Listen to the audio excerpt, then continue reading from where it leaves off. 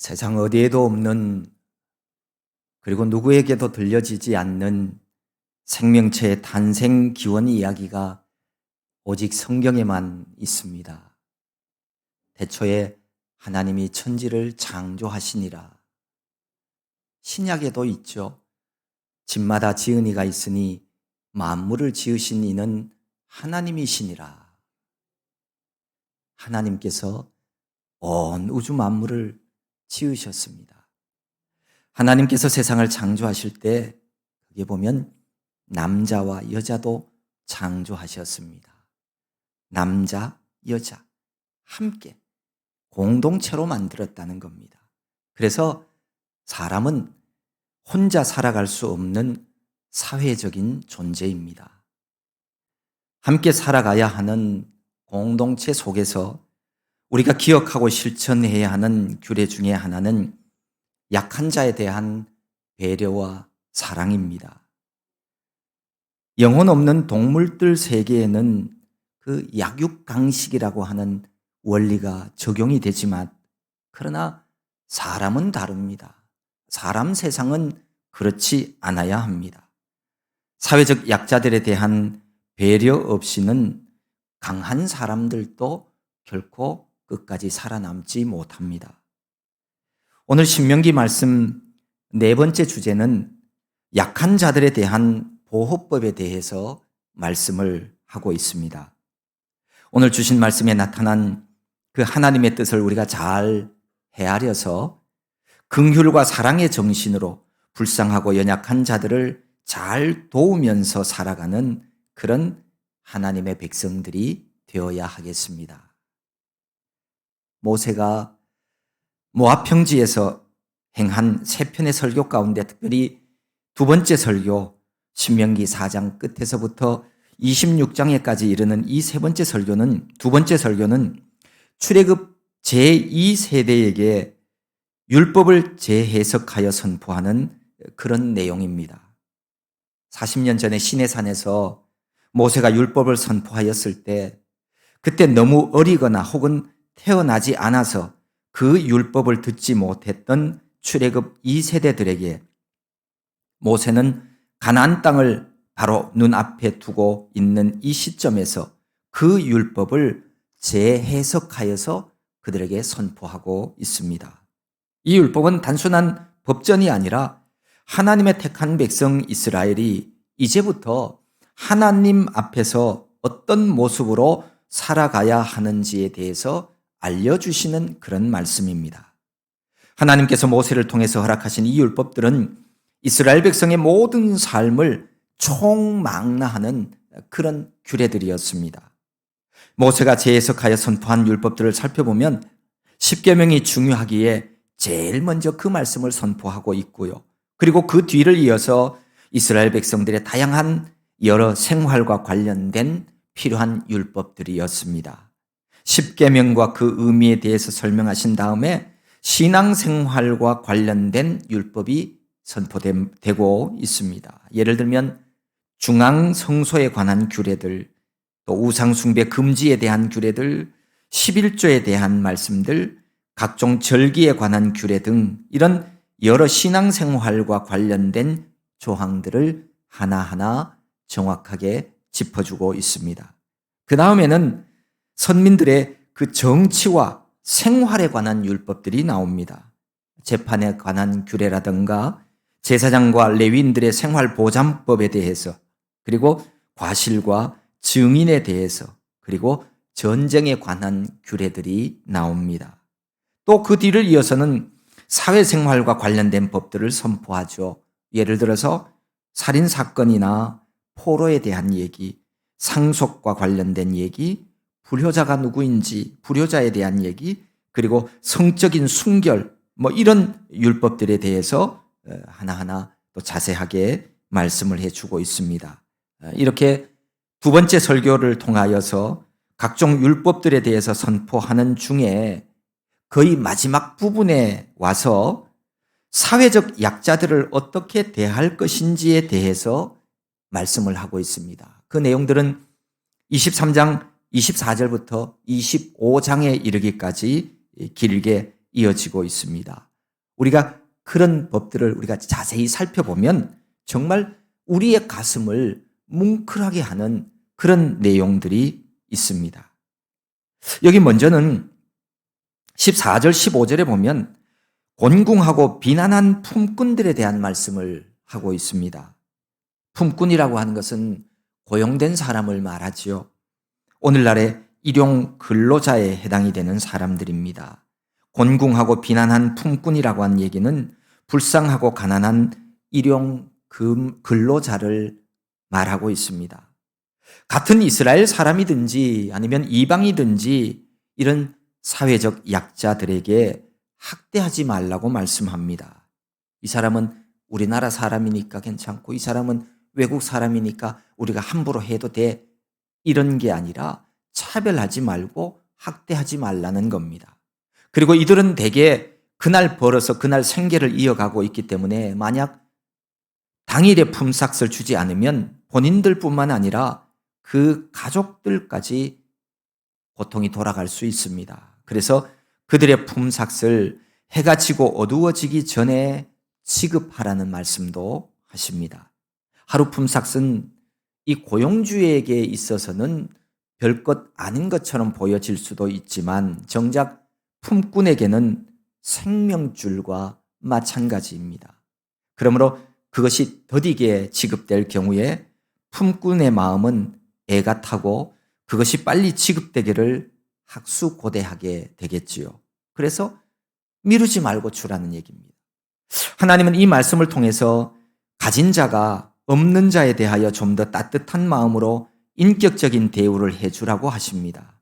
또한 가진 것이 없는 자들의 딱한 처지를 10분 이해하고 임금 지불에 최선을 다하도록 하나님이 말씀을 하십니다. 레위기에 보면 너는 내 이웃을 억압하지 말며 착취하지 말며 품꾼의 삭을 아침까지 밤새도록 너에게 두지 말라라고 하는 말씀도 합니다. 그러니까 이게 바로 모세율법의 근본 정신 중에 하나인 이웃 사랑의 정신입니다. 사실 이것이 우리가 믿는 우리 아버지 하나님의 마음이기도 하고요. 그가 너를 여호와께 호소하지 않게 하라. 그렇지 않으면 그것이 내게 죄가 될 것이다 라는 말씀도 하십니다. 가난하고 불쌍한 근로자가 일한 대가를 받지 못해서 하나님 앞에 나와서 하나님 제가 하루 열심히 일했는데 제가 품삯을 받지 못했어요. 도와주세요 라고 호소하지 않게 하라는 겁니다. 만약에 그렇게 되면 품삯을 주지 않는 이 고용주는 죄를 짓게 된 겁니다. 죄에는 반드시 죄값이 따르게 되어 있고요. 그에게는 하나님의 복이 아니라 진노가 임할 수도 있습니다. 이런 말씀들은 구약뿐만 아니라 신약에 와서도 있죠.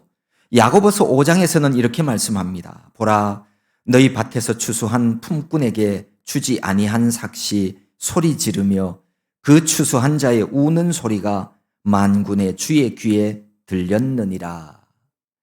고용주들이 공공연히 품꾼의 삭 혹은 이 임금을 체불하는 이런 행위는 타인의 권리를 침해하며 부당한 이득을 취하는 나쁜 행위이기에 공의의 하나님이신 바로 우리 주님께서 묵과하실 리가 없습니다.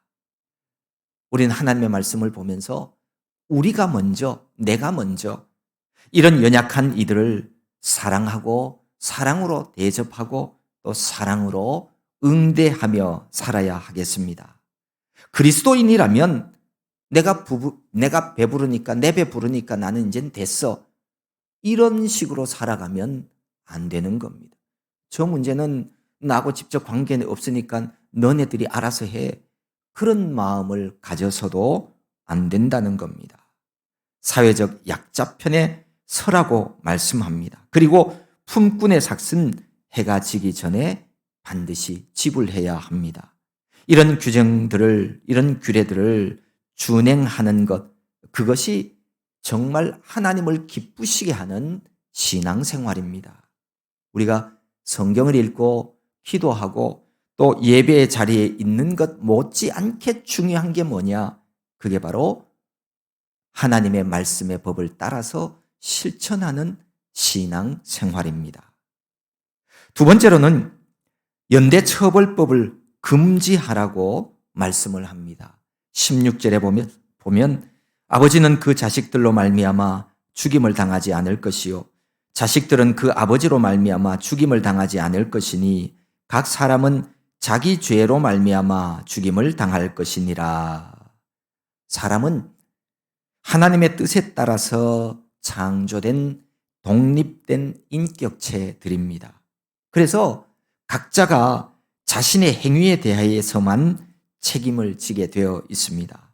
그런데 당시 고대 사회에서는 이 하나님을 알지 못하는 이웃 이방인 국가들에서는 아주 중한 죄를 범한 사람이 있을 경우 그 당사자는 물론이거니와 자녀나 및 가족이나 심지어는 친족까지 몰살시키는 이런 연대 처형법이 일반화되어 있었다는 겁니다. 그러나 하나님은 이런 것들이 올바른 것이 아니라고 하는 것을 말씀하시면서 이스라엘 백성들에게 그렇게 하지 말라는 겁니다.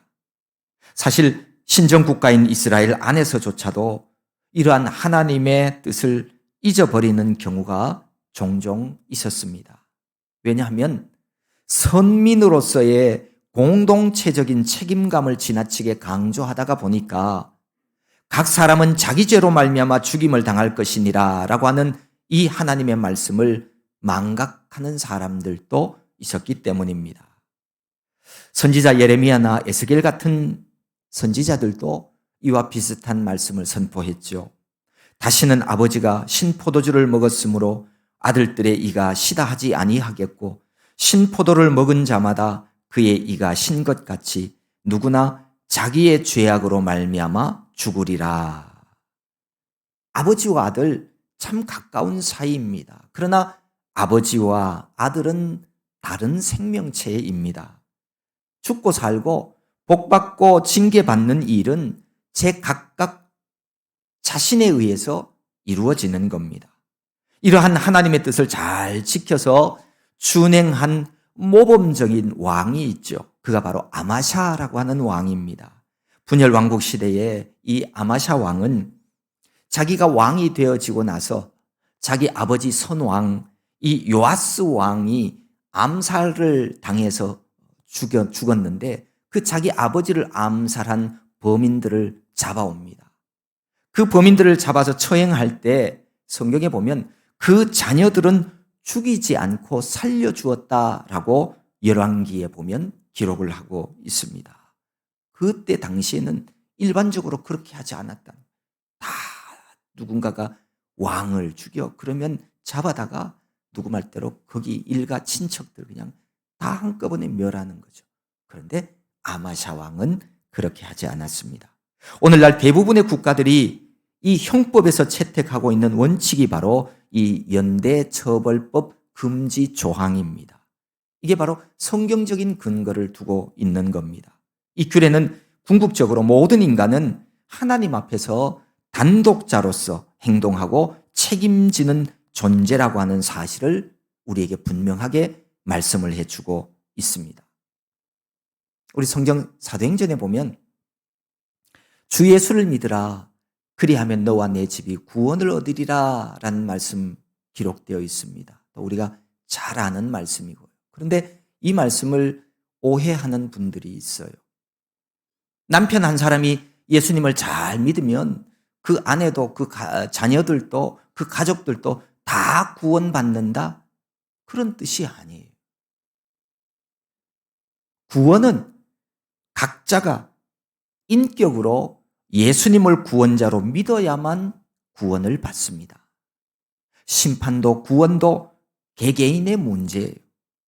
연대처벌법 이것은 하나님의 생각이 아니고 하나님이 원하시지 않는 것. 세 번째로 보면 객이나 고아의 송사를 억울하게 하지 말고 과부의 옷을 전당 잡지 말라고 합니다. 객, 고아, 과부 이들은 사회적으로 의지할 만한 것이 없고 자기 권리마저 지켜낼 만한 힘조차 없는 약자들을 대표하는 부류입니다. 이들은 시대와 장소를 막론하고 사회로부터 소외당하기도 하고 무시당하기 쉬운 사람들입니다. 또한 이들은 이유 없는 학대를 당하기 쉬운 사람들입니다. 그래서 이 세상의 주인 되시고 우리 인류의 만민의 아버지가 되시는 하나님께서는 그들의 권익을 옹호해 주라고 하십니다. 약자들에 대한 보호와 사랑, 이것은 하나님이 주신 율법의 주된 관심사 중에 하나요, 성경의 근간을 이루는 정신이기도 합니다. 약한 자들에 대한 부당한 처사, 그것은 하나님이 싫어하십니다. 그들을 억울하게 하는 것은 그들을 지으신 하나님을 무시하는 죄를 짓는 것과 같습니다. 과부에게는 무엇을 빌려주더라도 겉옷을 저당 잡지 말라고 합니다. 가난한 이에게는 추운 밤을 지낼 때 겉옷은 이불과 같은 것이기에 그것을 결코 전당 잡아서는 안 됩니다. 살아가는 한평생 동안 죽어가는 사람들, 나병 환자, 길거리에 버려진 아이들, 노인들에게 사랑을 베풀며 살았던 마더 테레사라는 사람이 있습니다. 그녀가 평생 다른 사람들을 섬기는 삶을 살 수 있었던 것은 어린 시절 어머니의 가르침 때문이었다고 합니다. 어느 날 온 가족이 식사를 하려고 앉았는데 어떤 사람이 문 앞에 와서 음식을 달라고 구걸을 했습니다. 사실 그들이 먹기에도 넉넉하지 않는 음식이었지만 어머니는 자신들이 먹어야 될 음식에서 절반을 뚝 잘라 그 사람에게 나누어 주었다는 거죠. 모두가 다 어머니 얼굴을 쳐다보고 있을 때 어머니가 자녀들에게 그런 말을 했다고 그럽니다. 저 사람 역시 하나님의 자녀야. 너희들 결코 이 사실을 잊어버려서는 안 돼. 그날 저녁 음식은 조금 부족했지만 모두가 다 기쁘고 뿌듯한 마음으로 식사를 했다고 합니다. 불쌍한 사람들, 우리와 똑같은 하나님 자녀라는 이 깨우침이 그녀로 하여금 평생 어려운 이웃을 도우며 살아갈 수 있도록 했다고 합니다. 나그네, 고아, 과부 모두가 우리와 똑같은 하나님의 자녀라고 하는 사실, 우리는 결코 잊지 말아야 할 것입니다. 네 번째는 곡식이나 과실을 거둘 때 가난한 자들을 위해서 일부를 남겨두라고 그렇게 말씀합니다. 곡식 베는 날에 이미 베어놓은 곡식단을 잊어버리고 가져오지 않았거나 혹은 타작마당에서 옮기는 과정에서 밭에 흘린 곡식이 있다면 그 단을 가져오지 말라고 합니다. 나그네와 고아와 과부를 위해서 말입니다. 감람나무를 떤 후에도 그 가지를 다시 살피지 말고 남겨두라고 하십니다. 이 감람나무를 떤다는 말은 감람 열매를 수확할 때를 말합니다. 이스라엘 지방에서는 감람 열매를 수확할 때 주로 그 나무를 막 흔들거나 아니면 장대를 가져와서 그 가지를 쳐서 열매를 떨어지게 했습니다. 그러니까 감람나무를 떤 후에 이 수확하고 난 뒤에 어디 보자, 어디 남은 것 없나, 이렇게 하지 말라는 겁니다. 포도원에 포도를 딸 때도 남겨두라고 하십니다. 포도가 양력 7월, 8월에 익기 시작하고 이제 8월, 9월, 10월이 본격적인 수확기가 되어지죠. 그런 수확철을 지나고 난 다음에 그 후에 익게 되는 이 포도는 수확하지 말고 그냥 남겨두라는 겁니다. 가난한 사람들을 위해서 말입니다. 레위기 19장에는 가난한 자들을 위해서 이런 규례도 주셨습니다. 너희가 너희의 땅에서 곡식을 거둘 때에 너는 반 모퉁이까지 다 거두지 말고 내 떨어진 이삭도 줍지 말며 내 포도원의 열매를 다 따지 말며 내 포도원에 떨어진 열매도 줍지 말고 가난한 사람과 거류민을 위하여 버려두라. 곡식 추수할 때 밭 한 모퉁이를 수확하지 말고 남겨두라는 말씀처럼 포도를 수확할 경우에나 감람나무 열매를 수확할 때에도 가난한 자들을 위해서 남겨두라고 말씀을 하십니다. 그 이유는 모두가 앞에서 있었던 이유와 같습니다. 객과 고아와 과부를 위해서입니다. 어떤 사람은 이런 하나님의 말씀을 보면서 이런 생각이 들지도 모르겠어요. 아니, 내가 피땀 흘려 농사 지었는데, 그 땡빛에 가서 농사 지었는데 왜 내가 그걸 남겨둬? 왜 그걸 내가 남에게 줘? 내가 그렇게 남 주려고 이렇게 고생하나?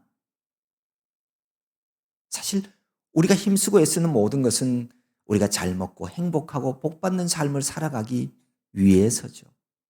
그런데 여러분, 정말로 우리가 진짜 잘 살고 진짜 복받는 삶이 무엇인지 아십니까?